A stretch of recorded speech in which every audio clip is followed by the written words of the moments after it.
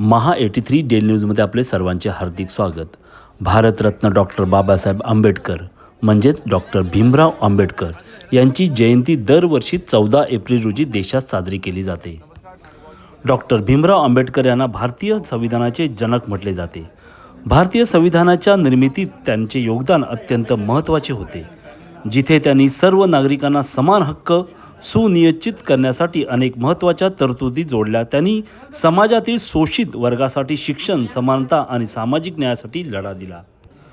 अशा महामानव डॉक्टर बाबासाहेब आंबेडकर साहेब यांच्या जयंतीनिमित्त राष्ट्रवादी काँग्रेस ठाणे शहर यांच्या वतीने ठाणे येथील टाउन हॉल येथे दुर्मिळ छायाचित्राचे प्रदर्शन नागरिकांसाठी भरवले आहे.